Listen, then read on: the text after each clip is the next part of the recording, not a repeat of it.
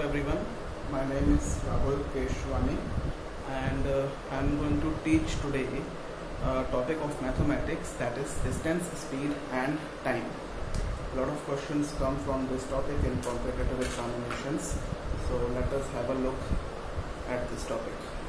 See, whenever I talk about speed or whenever you hear a word speed, what basically comes to your mind? Like if I give you example, train is running at a speed of 120 km per hour. So that means that particular train is covering distance of 120 km in 1 hour. Now if I talk about that, I go from my house to particular market with my car. So I am traveling at a speed of 50 km per hour. So that means that in 1 hour 50 km will be covered. If I say that I am riding a bicycle and it is running at a speed of 15 km per hour, so that means in 1 hour the distance of 15 km will be covered. Okay, now see, there are three things that are related to each other. What are those three things? The name of this topic, as I told you, distance, speed and time. And the relation goes like this: distance is equals to speed multiplied by time. Now this is the kind of formula we can say that distance, if we want to calculate, so we have to find the product of speed and time. With this formula we can generate one more formula. Let this speed be here on the right hand side.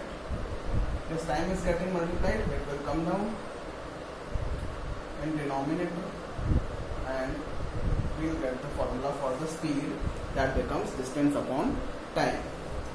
Now let us suppose that speed is getting multiplied and speed will come down, time part will remain there. Okay, so distance is here on the left hand side and speed was getting multiplied, so speed will come here in denominator. So the time will become distance upon speed. Okay, so these are three basic formulas that are used to solve any question. Now before proceeding further, I can explain one more thing, that is the units of measurement of these three things. Okay, see, first of all, if we talk about distance, distance is measured in terms of kilometer or meter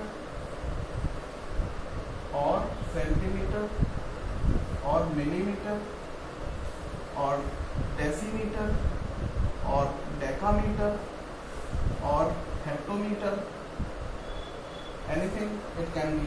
Alright, these are the units of measurement of distance. Okay, if we talk about speed, the unit for speed can be meter per second, kilometer per hour. Now you can also say, why not in kilometer per second? So yes, it can be, it is possible and very much acceptable. Whenever we launch a rocket or something like that, or a satellite, so the speed of that object is in kilometer per second. It can be meter per minute also. Different units can be accepted, but the main two units that are accepted are meter per second, kilometer per hour. These are the standard units that are accepted. And for time, if we talk about, it can be minute, hour, second. These are the three basic units that are used to measure the time. Time is also measured sometimes in light year, that is actually the distance traveled by light in 1 year, but that is not of our use. The three basic units of time are minute, hour, second. Okay, now we can see the relation between these units. Okay, how to convert one unit to other unit. Like if you want to convert kilometer into meter, so 1 kilometer is actually 1000 meter. 1 meter is 100 centimeter. 1 centimeter is 10 millimeter. Now these can be some kind of confusing things for you all. So for remembering this, one method can be used. Okay, I am talking about the units of distance only right now. So as I explained, the distance can be in hectometer or decameter, or after decameter, kilo, hecto, deca, meter, deci, centi and milli. These are the first alphabet that I have written. Okay, K stands for kilo, then hecto, then deca, this is meter, this is deci, this is centi, this is milli. Okay, now for just remembering this, we can use a statement. That statement is actually formed for just remembering these things. Alright, kilo is a unit. The first letter, the first alphabet is A, so we can say King Henry died, mother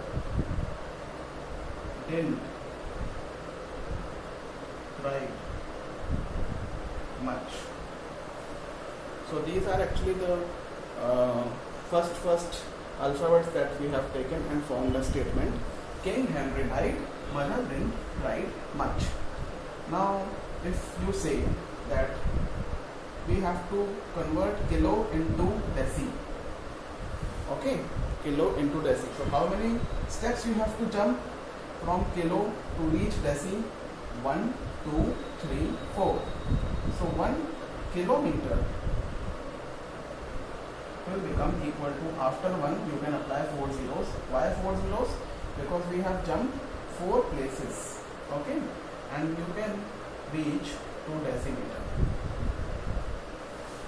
Now similarly, this happens when you go from left to right.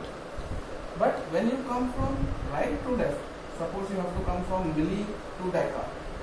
Now you have to jump 1, 2, 3, 4 places again. So 1 millimeter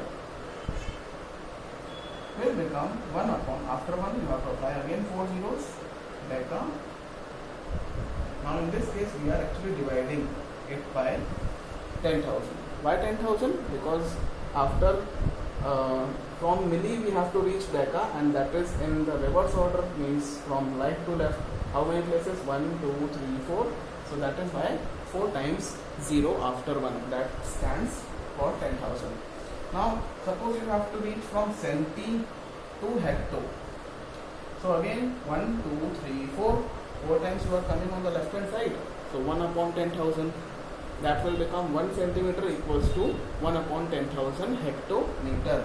From centi, if you want to reach meter, so you have only jumped 2 places. So that will become 1 centimeter is equals to 1 upon 100 meter. Why 1 upon 100? Because after 1 only 2 zeros will be applicable, because from centi to meter you have to only jump 2 places. Okay.